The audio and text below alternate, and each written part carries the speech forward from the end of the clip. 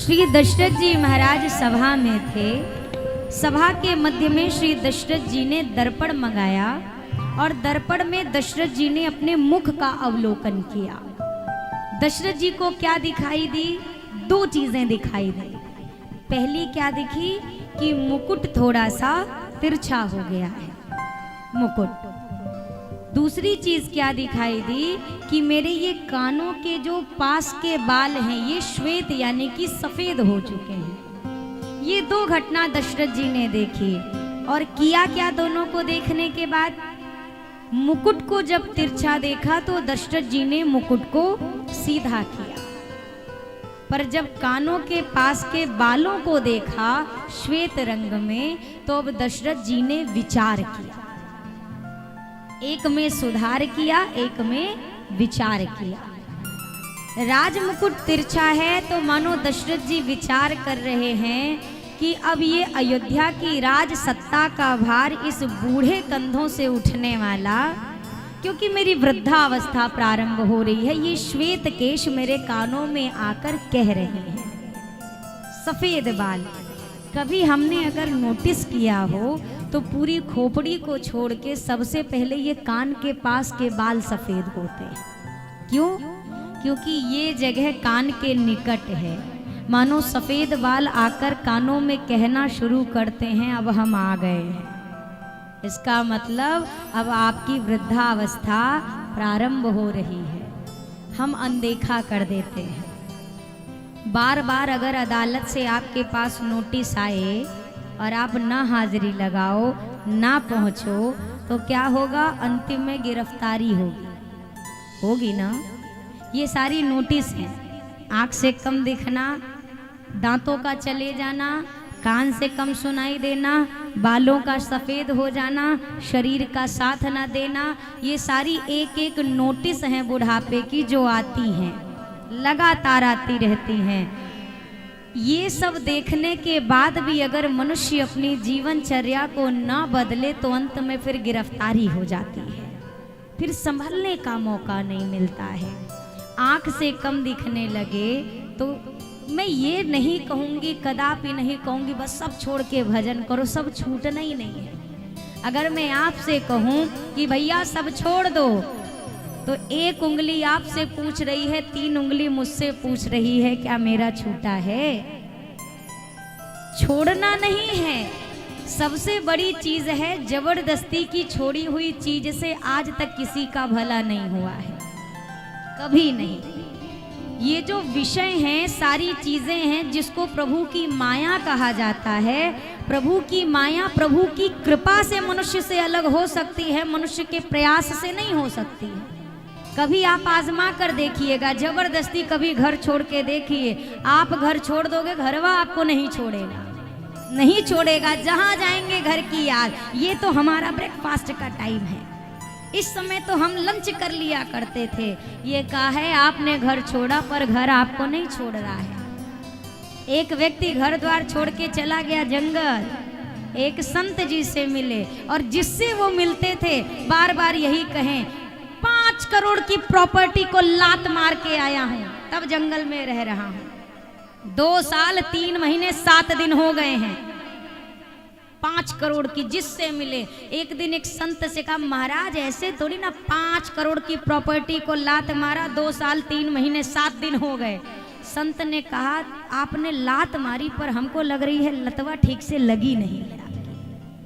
लात आपकी ठीक से लगी नहीं है, लगी होती तो अब तक छूट गया होता। अभी आपको साल तक की गिनती याद है, 2 साल 3 महीने 7 दिन, मतलब आपकी लात अभी बराबर लगी नहीं है। जबरदस्ती छोड़ना कोई हल नहीं है। जैसे आजकल फल 2 तरीके से पकाए जाते हैं, एक केमिकल के द्वारा और एक अपने प्राकृतिक समय से। समय से पका हुआ फल हमारे लिए भी अच्छा होता है और हमारे साथ जो उस फल को ग्रहण करे उसके लिए भी अच्छा होता है। और जबरदस्ती का पकाया गया फल कभी भी किसी को लाभ देने वाला नहीं है। किसी संत ने कहा, साधु होना कठिन है, चढ़ना पेड़ खजूर, चढ़े सो चाखे प्रेम रस, गिरे तो चकनाचूर। शब्द क्या लिखे, साधु होना कठिन है। लिख सकते थे ना साधु बनना कठिन है, पर बनना कहाँ कठिन है, बनने को तो हम बन सकते हैं, मार्केट में सारी सामग्री उपलब्ध है। बनना कठिन नहीं है, होना कठिन है। तो मानस जी में साधु कौन है?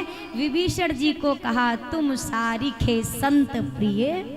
क्या विभीषण जी ने वैराग्य दीक्षा ले ली है? नहीं लिया है, बल्कि आते ही विभीषण जी को लंकेश बना दिया। लो लंका का राज पाटवी रावण मरा भी नहीं है और लंका का राजा बना दिया विभीषण जी को। ये प्रसंग कहता है तन का वैराग्य नहीं, प्रभु को मन का वैराग्य चाहिए। और मन कैसे वैराग्य होगा? इनका नाम जपते रहिए, इनको जो जो चीज़ें कमी लगेंगी अपने आप होगा। जैसे जब आप कंप्यूटर वगैरह चलाते हो तो रिफ्रेश करते हो, आप किसी एप्लीकेशन को रिफ्रेश करते हो, अब आपको कुछ नहीं करना, वो सिस्टम अपने आप वो चीज़ें हटा देता है जो उसके काम की नहीं, वो चीज़ें अपने आप किनारे करते जाता है। कोई भी चीज़ अगर वायरस है वो हटाता है। भगवान का भजन भी वही रिफ्रेशिंग मोड है। आप करते रहिए। जितनी चीज़ें हमारे जीवन में ऐसी हैं जो अब हमारे काम की नहीं हैं, ये भजन है, ये भजन का जो रिफ्रेशिंग मोड है, उन सभी व्यर्थ चीज़ों को हमारी ज़िंदगी के एप्लीकेशन से हटाता जाएगा। बस आप जपते रहिए, ये नहीं कि एक बार रिफ्रेश कर दिया और छोड़ दिया हैंग हो जाएगा, फिर किसी काम का नहीं। करते रहिए, काम करते रहो, नाम जपते रहो, वक्त जीवन का यूं ही निकल जाएगा। और अगर करते रहे भजन तो गर लगन सच रघुवर से लग जाएगी, तो तेरे जीवन का नक्शा बदल जाएगा। सब अपने आप होगा। विश्वास दशरथ जी ने स्वीकार किया है, वृद्धावस्था है, मतलब अब मुझे ये बाल कह रहे हैं दशरथ जी, हम बाल हैं, हम तब से आपके साथ हैं जब आप बाल थे। अब हमने अपना रंग बदल लिया, आप अपना रंग कब बदलेंगे? अब रंगीन दुनिया छोड़ी जाए, अब श्वेत जीवन जिया जाए। श्वेत जीवन का मतलब बेदाग। अब इस चादर पर कोई दाग ना लगने पाए। ये कपड़ा सफेद है, अब बोलिए गंदा लग रहा है कि साफ है? अभी अगर इसको प्रेस मार दें एक आध दिन चलेगा कि नहीं? चल जाएगा ना। अगर इस कपड़े पर दाग लगा दूं तो ये चलेगा? उसी प्रकार जीवन में अगर हम सत्संग नहीं कर रहे हैं, कोई बात नहीं, जीवन में कुसंग में ना पड़े, यही एक सत्संग है। जीवन में अगर धर्म नहीं बन पा रहा है, कोई बात नहीं, अधर्म से खुद को बचा के रखो, वही आपका धर्म है। किसी को आप लाभ नहीं दे पा रहे हो, कोई बात नहीं, किसी की हानि हमसे ना हो, यही हमारे लिए वो लाभ है। कुछ चीजों से बचा लिया जाए स्वयं को। अब दशरथ जी के मन में तो बात है, और समक्ष जब देखा प्रजा की भी यही इच्छा है। जो पांच ही मत ला गई नीका, करहूं हर्ष ही राम ही टीका। अब मुझे लगता है कि मुझे मेरे राम को राजा बना देना चाहिए। अब सबके मन में तो पहले से ही यह बात थी। गुरुदेव भगवान के पास दशरथ जी पहुंचे। जब दशरथ जी के कोई पुत्र ना था तो प्रजापुरवासी चाहते थे कि हमारे महाराज को एक लल्ला हो जाए, कम से कम एक। कितने मिले? अब इनके मन में इच्छा है थोड़े बड़े हो जाएं, आंगन में खेलें कूदें, हम भी इनकी बाल लीला देखें। भगवान ने बाल सुख दिया। अब सबकी इच्छा हुई चारों का जल्दी से विवाह हो जाए, बहू रानी आ जाए, हम इनका विवाह देखें। विवाह भी हो गया। अब सबकी इच्छा क्या है कि हमारे राम जी राजा बन जाएं। संत जन कहते हैं भैया कि मनुष्य के जीवन में जब उसकी इच्छा बढ़ते पे बढ़ती रहती है तो फिर जीवन से भगवान दूर होने लगता है, भगवान फिर अलग होने लगता है। यहाँ सबके मन की इच्छा है। यद्यपि बहुत सारी लीलाएं हैं इस प्रसंग के पीछे, पर यहाँ सबकी जो मूल इच्छा है कि राम जी राजा बन जाए। अब राम जी राजा तो बन जाए, गुरुदेव भगवान के पास पहुंचे, वशिष्ठ जी महाराज के पास गए। वशिष्ठ जी तो अंतर्यामी है, जानते हैं कि दशरथ जी जिस राज्याभिषेक की बात कर रहे हैं यह तिथि तो 14 वर्षों के बाद की है, पर कहा नहीं। गुरुदेव भगवान ने दशरथ जी को एक बात कही, मानो एक सांकेतिक भाषा में कहा, दशरथ जी आप जानते हैं कि राम कौन है? सुनु नृप जासु विमुख पछताहि, सुनु नृप जाहि विमुख पछताहि, जासु भजन बिन जरनी न जाए। ये वो हैं जिनसे विमुख होने के बाद मनुष्य के जीवन में पछतावे के सिवा कुछ भी नहीं रह जाता, जो इनसे विमुख हो जाए। आपके पुत्र वो हैं जो सर्व सृष्टि का पालन करने वाले हैं, जो इनके उन्मुख होकर चले उसका कल्याण, जो इनसे विमुख होकर चले वो इसी संसार में सारे दुख का भोग करता है। एक व्यक्ति दौड़ लगा रहा है, क्यों? आज मैं अपनी परछाई को हरा कर रहूंगा। भाग रहा है, क्या देखता है? वो पीछे है और उसकी परछाई उसके आगे आगे भागी जा रही है। थक गया, दोपहर तक थक गया तो गुरु जी के पास जाकर कहा, गुरुदेव आज सोचा अपनी परछाई को हरा दूं, पर ये हारती ही नहीं है। मैं जैसे जैसे दौड़ता हूं मेरी परछाई मुझसे आगे आगे भाग रही है। गुरुदेव ने कहा, बेटा अगर तुझे अपनी परछाई को हराना है तो भागने की जरूरत नहीं है। तू अभी तक सूर्य की ओर पीठ करके भाग रहा है, इसीलिए परछाई तुझसे आगे है। तू सूर्य की तरफ मुख करके केवल खड़ा हो जा, तेरी परछाई तुझसे पीछे चली जाएगी। जीवन में भी दुख की परछाई, ऐसा लगता है सारी चिंता सारी समस्या हमारा इंतजार कर रही है हमसे आगे आगे। और ये कब होती है परिस्थिति? जब तक मनुष्य या हम भगवान के विमुख हैं, भगवान से दूर हैं। आजकल होता क्या है, सारी चीज़ों को तो हम प्रैक्टिकल करते हैं, जब भगवान के भजन की बात आए तो एक डायलॉग कहते हैं, भगवान मन देखते हैं। तो भोजन भी मन ही से कर लो एक आध दिन। घर में आप जितने लोगों से प्रेम करते हो, क्या अपने प्रेम को कभी आप उनके सामने प्रदर्शित नहीं करते, जाहिर नहीं करते? अगर बेटे को लाड करते हैं तो क्या कभी बेटे को गले से नहीं लगाकर उस अपने प्रेम को जाहिर करते? क्या कहते हो? मन से प्रेम करते हैं। पत्नी के समक्ष प्रेम जाहिर है, पति के समक्ष जाहिर है, संतान के समक्ष जाहिर है, तो भगवान के सामने क्यों नहीं? भगवान मन देखते हैं। और ये सर्टिफिकेट किसने दिया कि आपका मन साफ है? खुद ही ये सर्टिफिकेट अपने को दे लिया। मन साफ होना चाहिए। ये बातें मैं इसलिए कह रही हूँ, बहुत सारे लोग ऐसे टकराते हैं। करना क्या, दिखाना जरूरी है। मन साफ होना चाहिए। अरे मन साफ की गारंटी और सर्टिफिकेट भगवान को देने दिया जाए, हम क्यों खुद ये सर्टिफिकेट अपने आप को बना कर दे रहे हैं? और जब तक मनुष्य स्वयं से कह रहा है मेरा मन साफ है, समझ जाइए उसके मन में अभी बहुत कालिमा भरी है। कोई मनुष्य अगर कहे कि मेरे अंदर एक पैसे का घमंड नहीं है, ये आपका घमंड ही बोल रहा है कि आपके अंदर घमंड नहीं है। मैंने कभी ऐसा नहीं किया, नहीं।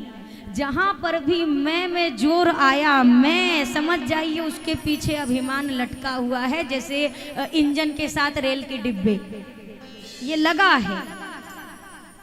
भगवान का भजन लोग सकुचाते हैं कि लोग हंसेंगे, तिलक लगाएंगे हंसेंगे, माला डाल ली हंसेंगे। अच्छा हंस के क्या कहेंगे आप बताइए? हंसी उड़ाने वाले क्या कहते हैं? हाँ बड़े भगत बने हैं, यही कहेंगे ना। अरे तो बढ़िया है ना यार, क्या दिक्कत है? दुनिया अगर अब आपको इनका मानने लग गई है तो इससे अच्छी बात क्या हो सकती है? इससे बढ़िया बात क्या है कि हमने तो नहीं जोड़ा था पर दुनिया ने ही हमारा रिश्ता इनके साथ जोड़ दिया। इससे अच्छी बात और क्या हो सकती है? ये तो बहुत सुंदर बात है। अगर अब लोग हमें इनका मानने लगे हैं, अगर दुनिया आपको इनका समझने लगी है, तो क्या पता एक दिन दुनिया बनाने वाला भी आपको अपना समझ ले, अपना मान ले, स्वीकार कर ले।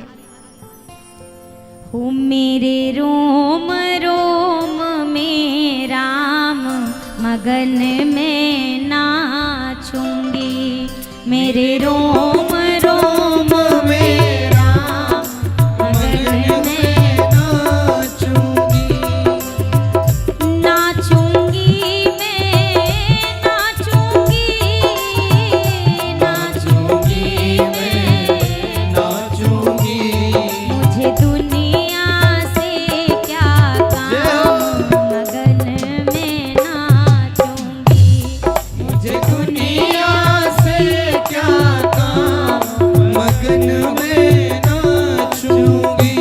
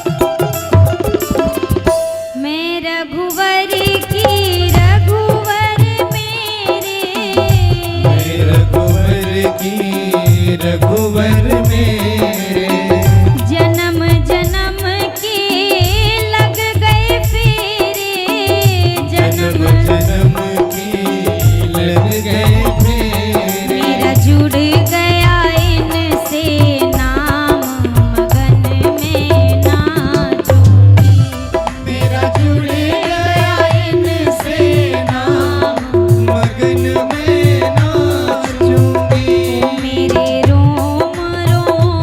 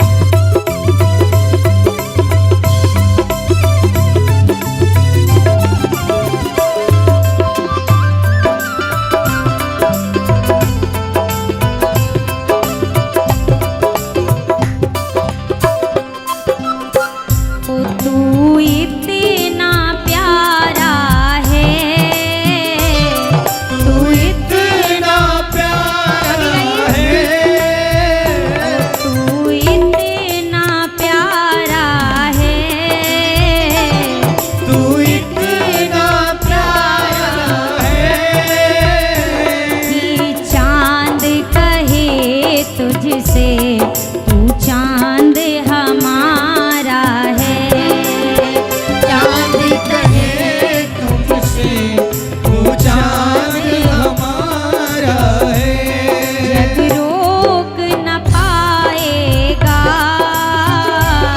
जग रोक न पाएगा। हाँ मीरा नाचेगी जब शाम नचाएगा। मीरा नाचेगी जब शाम नचाएगा। फिर कैसी बाधा है, फिर कैसी बाधा है, फिर कैसी बाधा है, फिर कैसी बाधा है। जब सांसों में मोहन धड़कन में राधा है। सांसों में मोहन धड़कन में राधा है। तो ये मेरी अर्जी है, ये मेरी अर्जी है, ये मेरी अर्जी है। ये मेरी अर्जी है। मैं वैसी बन जाऊं जो तेरी मर्जी है। बन जाऊं जो तेरी मर्जी दोनों हाथ है। और तालियों के साथ कहिए। ओ तू इतना प्यारा है, तू इतना प्यारा है, ओ तू इतना प्यारा है। तू इतना प्यारा है। चांद कहे तुझसे तू चांद हमारा है। चांद कहे तुमसे तू चांद हमारा है। जग रोक न पाएगा, जग रोक न पाएगा, जग रोक न पाएगा। जग रोक न पाएगा। अरे मीरा नाचेगी जब शाम नचाएगा। ओ मीरा नाचेगी जब शाम नचाएगा। मीरा नाचेगी जब शाम नचाएगा। ओ मीरा नाचेगी जब शाम नचाएगा।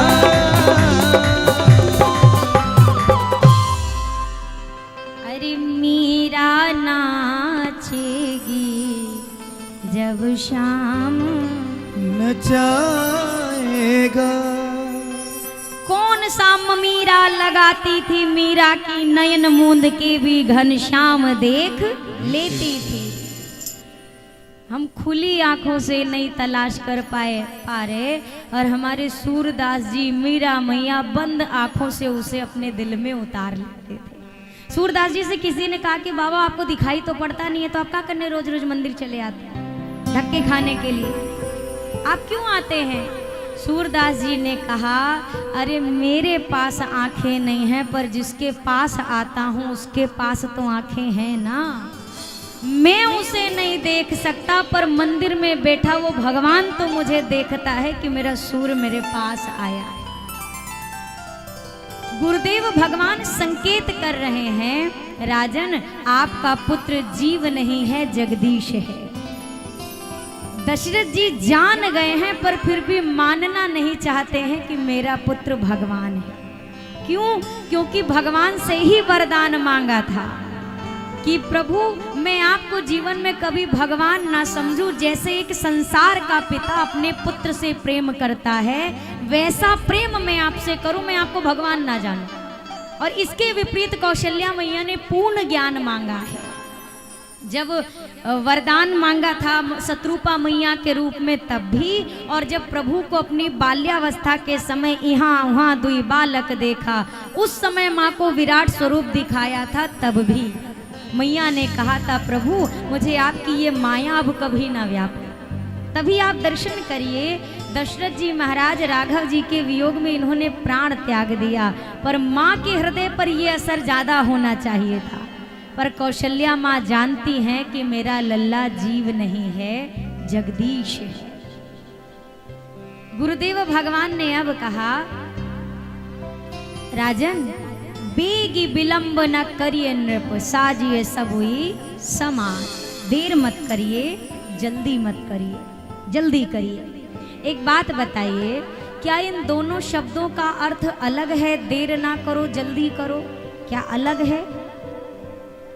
अगर मैं आपसे कहूं कि कल देर से मत आइएगा, इसका क्या मतलब है कि कल आपको कब आना है? और अगर मैं कहूं कल आप जल्दी आइएगा, इसका मतलब आपको देर से। एक है बात, पर गुरुदेव भगवान ने ज्यादा जोर देकर कहा, महाराज जल्दी करो, देर मत करो, शीघ्रता। किस लिए शीघ्रता? गुरुदेव जानते हैं कि वनवास का क्रम कल है। अगर दशरथ जी मेरे कथनानुसार आज राज्याभिषेक की तैयारी कर दें, क्या पता मेरे पिताजी की लेखनी में कुछ अल्पांश परिवर्तन हो जाए, क्या पता कोई चमत्कार हो जाए। कल पे ना टालूं, आज कर दूं तो। गुरुदेव ने बार बार कहा, जल्दी करिए महाराज, देर ना करिए। और महाराज को सबसे जल्दी का समय नजर आया है कब? कल। जैसे हमें आता है, हमारा जो सबसे इंपॉर्टेंट काम कोई कह दे आपको ना बहुत जरूरी, चिंता मत करिए, कल उठते ही पहला काम आपका होगा। ये प्रसंग कह रहा है, हो सकता है ये काम 14 साल निकाल दे, कल नहीं, आज करिए। हमारे निर्णय की क्षमता क्या है? अगर गलत करना है तो अब ही करेंगे, और सही करना है तो फिर मुहूर्त निकालेंगे। किसी से झगड़ा करना है तो रात के 12 बजे लाठी लेके चलो, और किसी से प्रेम भैया पैचअप करना है, चलो माफी, अब इतनी रात में डिस्टर्ब करना ठीक नहीं लगता है, अब सुबह जाएंगे। क्या पता रात्रि भर में क्या घटना घटे। हमारे संत जन कहते हैं, भैया किसी से आपकी अनबन हो जाए ना, तो दिन भर उस अनबन को भले खींच लेना, रात में जाके तालमेल बिठा लेना। क्या पता जिंदगी का इस रात में कहीं हम ना रहें या वो ना रहे, कुछ नहीं भरोसा है। बख्श देता है प्रभु उनको जिनकी किस्मत खराब होती है, पर वो हरगिज नहीं बख्शे जाते जिनकी नीयत खराब होती है। कोई हंस कर दर्द छुपाता है, कोई रो कर दिल बहलाता है। क्या करामात है कुदरत का, जिंदा पानी में डूबता है, मुर्दा तैर के दिखाता है। जिंदा पानी में जाए तो डूब जाए, और मुर्दा जाए तो तैर जाए। मौत को कभी देखा तो नहीं, पर शायद बड़ी खूबसूरत होगी, कमबख्त जो भी उससे मिलता है जीना छोड़ देता है। गजब की एकता देखी है लोगों की जमाने में, जिंदों को गिराने में और मुर्दों को उठाने में। जिंदगी में जीते जी हर आदमी चाहता है आप आगे बढ़ो, पर कोई ये नहीं चाहता कि आप उससे आगे बढ़ो। आप आगे जाओ, पर वो पहले पे होना चाहिए, आप उसके पीछे रहो, ये उसे मंजूर है। मृत्यु के बाद हर इंसान, जो दूर में कभी किसी ने बोला भी ना हो ना, वो शख्स भी आकर कहता है, लाओ आधा किलोमीटर कंधा हम भी दे दें। वो भी सोचता है। हम आप कितनी बड़ी गलतफहमी में जीते हैं। किस गलतफहमी में? मैं जब बूढ़ा हो जाऊंगा या मैं असहाय हो जाऊं तो मेरे अपने मेरा सहारा बनेंगे, बेटा बेटी, घर परिवार, पत्नी। अरे भैया, जिंदगी भर का सहारा इंसान तो घर से जब श्मशान ले जाता है उतनी देर में कितने बार कंधे बदल लेता है। एक कंधा वो इतनी दूर नहीं दे पाता, तो जिंदगी भर तुम्हें कौन कंधा देगा। गजब की एकता देखी है लोगों की जमाने में, जिंदों को गिराने में और मुर्दों को उठाने में। मिलते जुलते बातें करते रहो भैया, ना जाने कौन सी बात आखिरी हो, ना जाने कौन सी रात आखिरी हो, एक दूसरे से ना जाने कौन सी मुलाकात आखिरी हो।